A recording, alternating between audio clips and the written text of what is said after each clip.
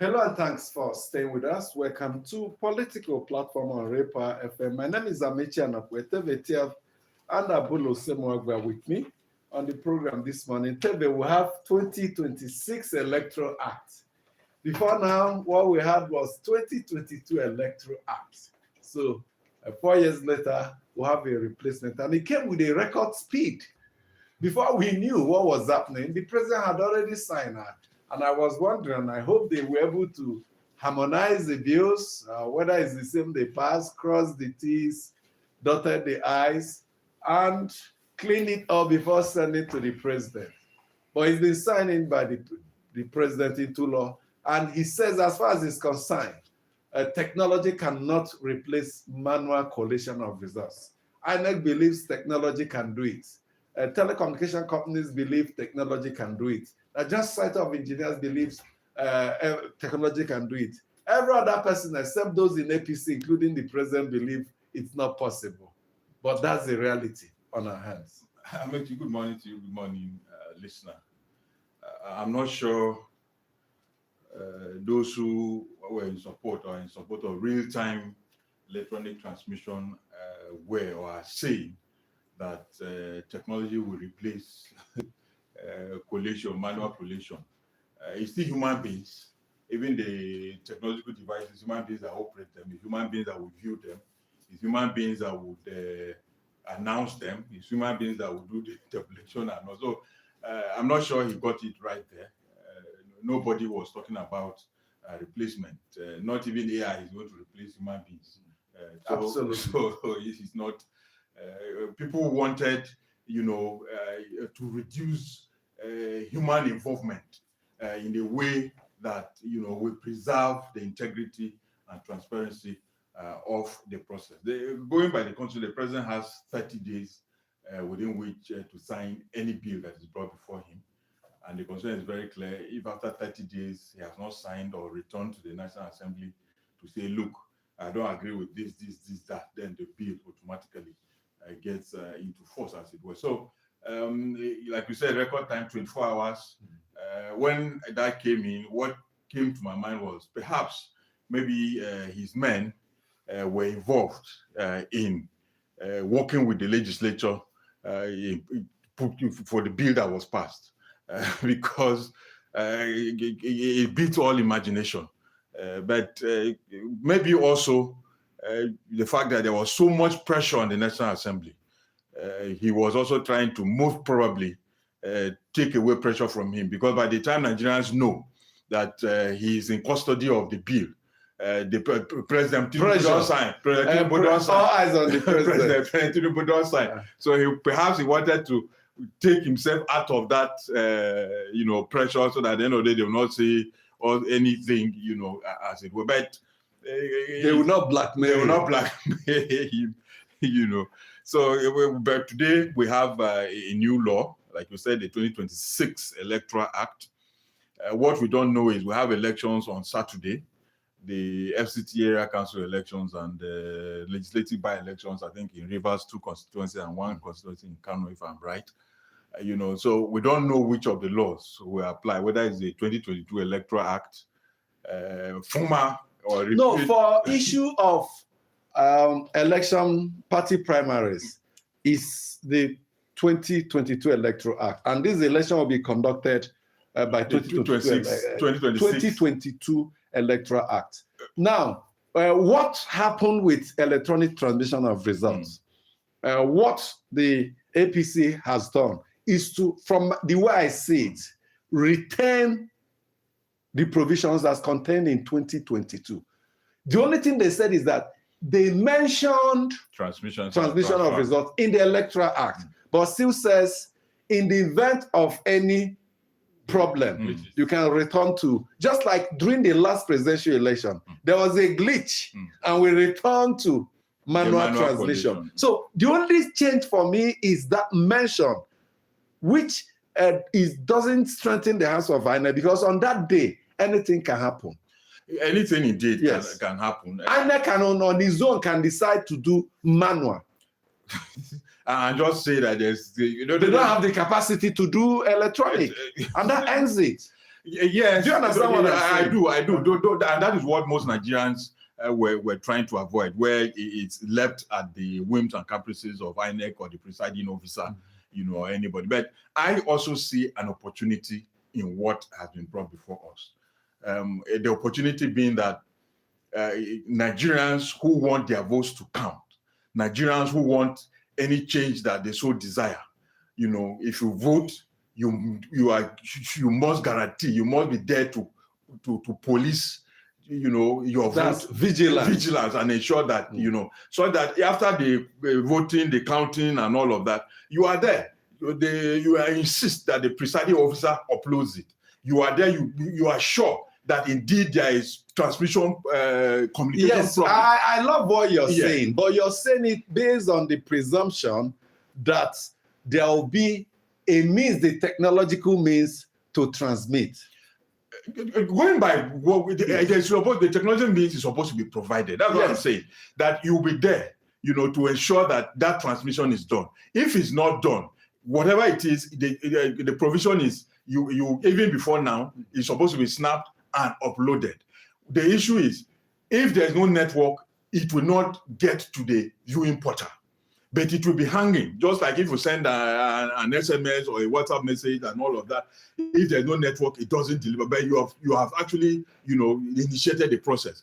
When you get the network, or you get to a place where there's network, it now drops on the receiver. Fine. And that was what I'm going back to what I say. You are saying this under the presumption that INEC will deploy the technology for electronic transmission. No, they are under compulsion to do it.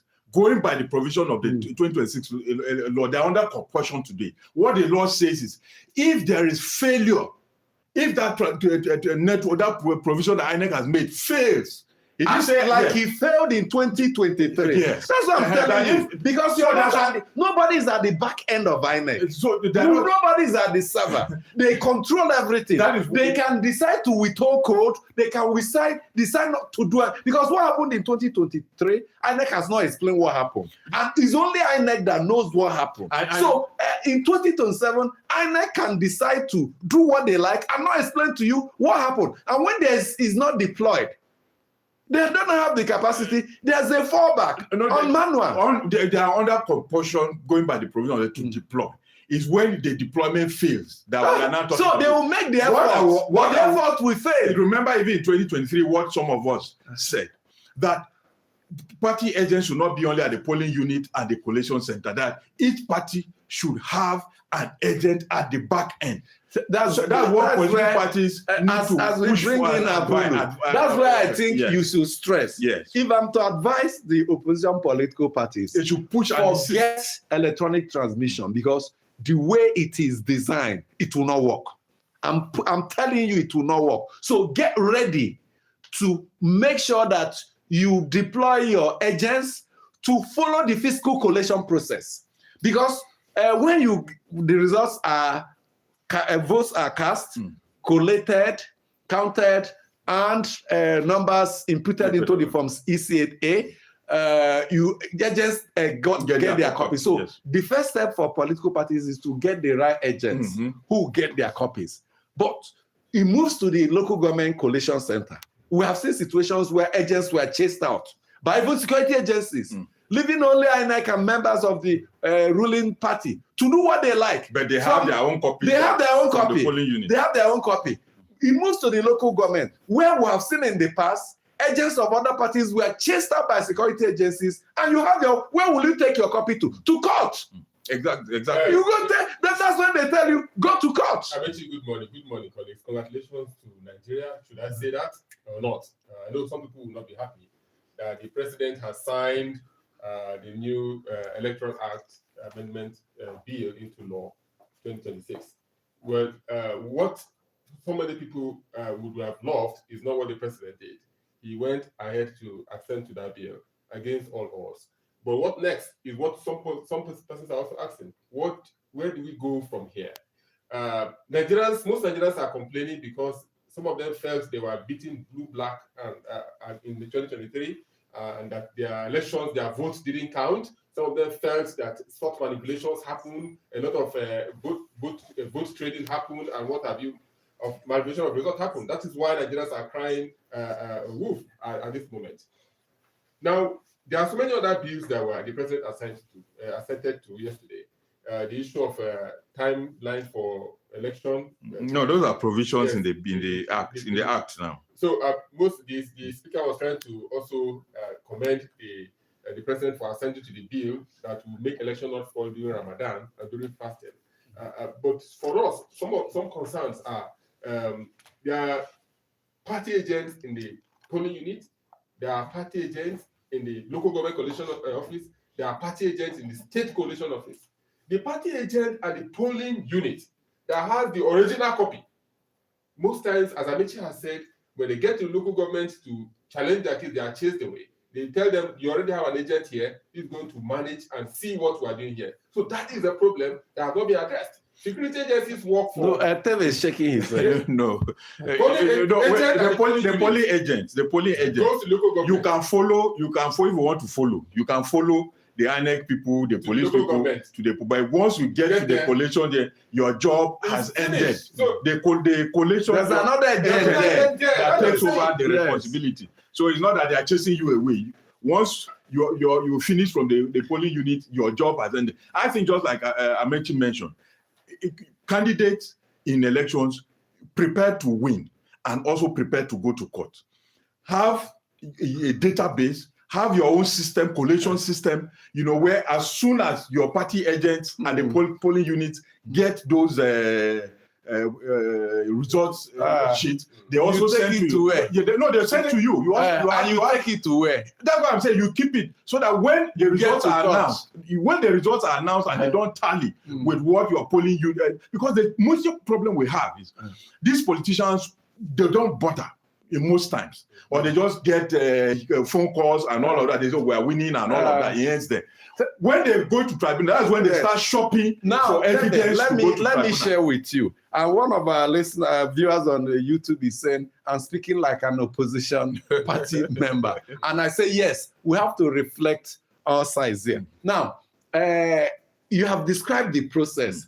Collect the evidence. Yes. If EC8A, the result sheet, says you had 80 votes, and they later changed it to 10, you take it to court, right? Yes. And if this happens in about, we have how many thousand polling units? We have nearly 190,000. And if this happens in 50,000 polling units, you gather them. Yes. As evidence you use in court. I've spoken to a lot of people. I have 3 senior advocates I can share their names with you, who have told me, based on, it's practically impossible to have that evidence accepted in court and used to cancel an election. I don't for a presidential election. I don't Now let me explain why. Yes.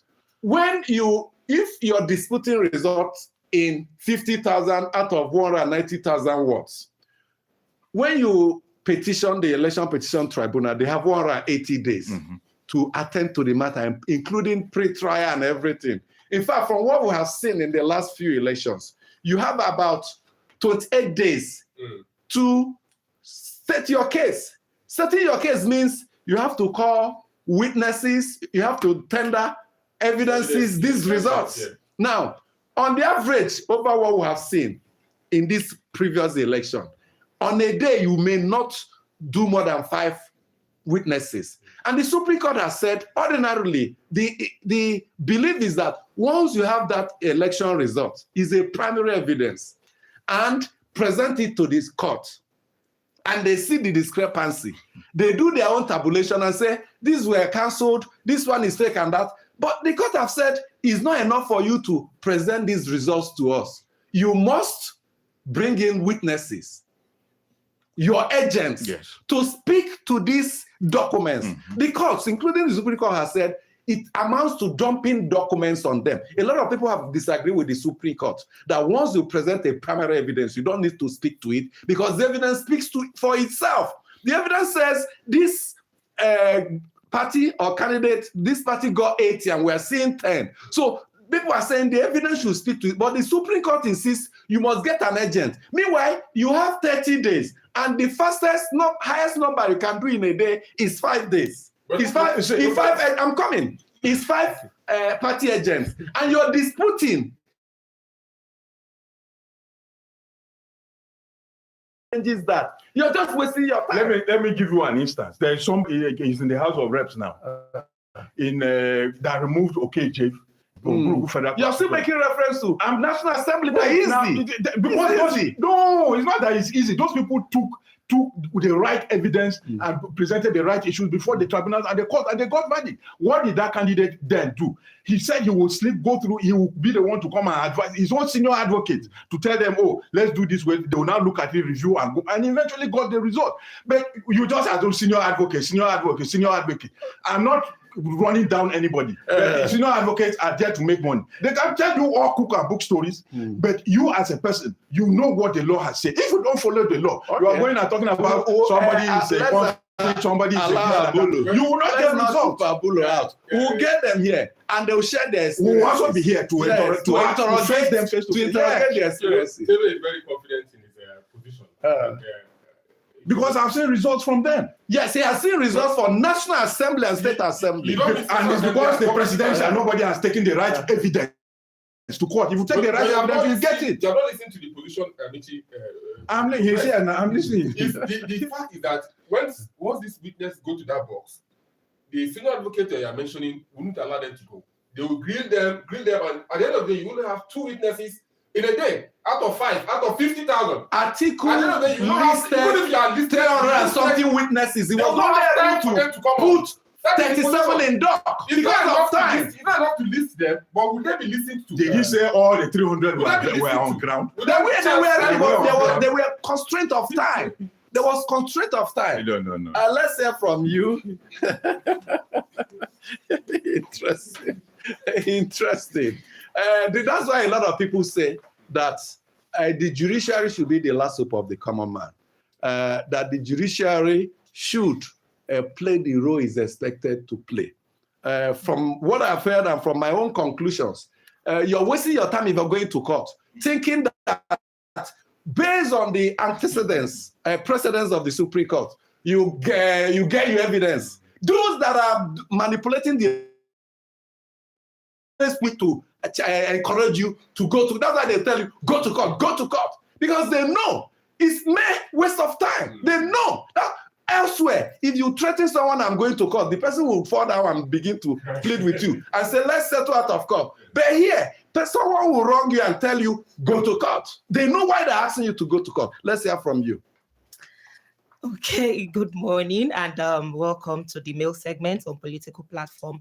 My name is Fumilayo Emopai. And I am Chidera Isudoi. Welcome. And Ugochukwu God writing from Lagos is saying, not surprising the president has signed the new Electoral Act into law, the same manner he did when he changed the national anthem that a sports team cannot even sing. It is about the implementation because there is no absence of law in the country. What surprises me is the signing of the executive order to ensure oil and gas revenues are paid into the Federation account, which contravene the Petroleum Industry Act. The Constitution overrides an executive order, even though he promised to preview the Petroleum Industry Act. He should have done that before signing the executive order. It is tantamount to doing the right thing the wrong way.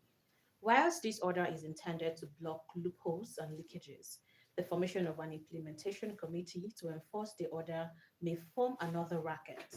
It is not about masking revenue, but what are the monies being used for? Okay, Haruna Sylvester from Lokoja is writing us and it says, Daily Post newspaper on February 18, 2026 reported Senate's reason for reconvene Tuesday plenary as saying this is to give room for fresh amendments to take care of possible clash between the 2027 general elections and major religious observances, including the Muslim fasting period of Ramadan and the Christian Lenten season. This is laughable of one of the most religious countries whose religious people go any length in the name of religion for anything. Would it not be better that elections be conducted in the holy month when people cry to God for right path and conscience reawakening conscience reawakening, or are they afraid of the conscience clash with the electoral manipulation? I view what the Senate and their admirers see as clash between Ramadan fasting and election as opportunity to vote in an elections with our conscience alive. I say this to their shame that they are pushing God aside and they are saying we do not need you in our voting system. Leave us alone. Moreover, in the holy month, they go to work, they engage, go to school, they travel, they marry, they start new businesses. Same thing these people do, even on Fridays and Sundays. We consider holy days. God has put before us an opportunity for an election that will be free and fair. And from Kubwa, Sil Amici says, news has it that Aso Rock Presidential Villa in Abuja is expected to fully disengage from the national electricity grid by March 2026, as disclosed by the State House Permanent Secretary Temitope Fashedemi. This move follows the near completion of the solar mini grid project, intended to provide independent power supply to the presidential villa. During budget defense sessions before the Senate Committee of Special Duties, the State's House contributed the decision to escalating electricity costs and recurring overbilling by the Abuja Electricity Distribution Company. However, this development has sparked concerns about the seeming gap between government priorities and the realities faced by ordinary Nigerians who continue to endure estimated billings and unstable electricity supply from distribution companies nationwide. Meanwhile, although 858 billion naira was allocated to the power sector in the 2025 budget, only 60 million naira has reportedly been released so far. As Aso Rock transitions to solar power, the president should bear in mind that Nigerians entrusted him with leadership to improve the living conditions of citizens, not to leave them grappling with persistent electricity challenges. Sangodeyi Kolawole from Ikorodu, Lagos says, though this horse is now bolted, but I want to blame the ongoing shenanigans on the two major opposition leaders that we have. Both Alhaji Atiku and Peter Obi should not have gone to sleep immediately they were pronounced losers by INEC in 2023 presidential election. They showed lack of interest in who the leaders of both the Senate and House of Rep were going to be. While they were pursuing their cases in court, they should have also galvanized and mobilized their party members in the two chambers to make sure Tinubu did not appoint leaders of the Senate and House of Rep for for the members. I seriously miss those days of Senate President Bukola Saraki and Senate President Ken Nnamani. The Electoral Act 2026 wouldn't have been passed in their days. Unfortunately, Mr. Atiku and Peter Obi didn't foresee what is currently happening, so they have to continue to fight till the end. What a pity. Please help me confirm if INEC is now saddled with the defense of election results announced by INEC in courts, or, or is it still the old way? In all, I want our leaders to know that God holds tomorrow and he is bigger than APC and President Bola Tinubu. And finally, Emmanuel Nkama from Lagos is saying, please, I crave your indulgence to observe that 100 US military troops have arrived in Nigeria to assist the country in the fight against terrorism and other aids. And this is a welcomed development and clarion call that is overdue. This is the first time foreign military intervention in Nigeria is in order and is supported by Nigerians, since our military seem overwhelmed by the insecurity and governments lack the political will to end it. Therefore, they have no options than to allow foreign mercenaries to come in and stop this ongoing waste of human lives and properties in Nigeria.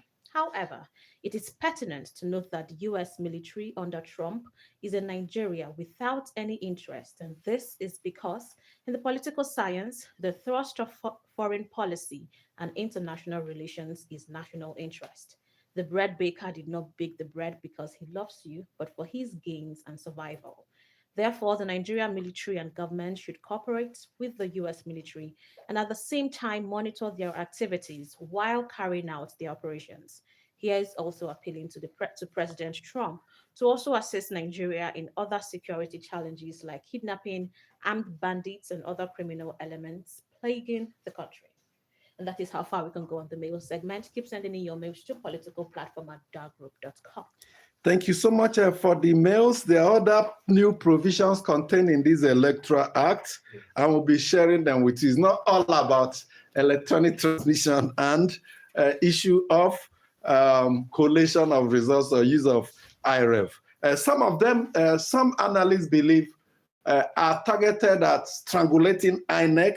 There are some of them that observers believe would indeed help to expand voter participation. For instance, based on what was signed yesterday, if you don't have PVC, you can use your TVC. You can go to INEC website, download, and vote. The implication, yes, the implication is that this may increase voter participation and reduce disenfranchisement. Now, let's come to INEC. Before now, in the 2022 Electoral Act, the law says INEC's funds for INEC for conduct of the election must be released 12 months before the election.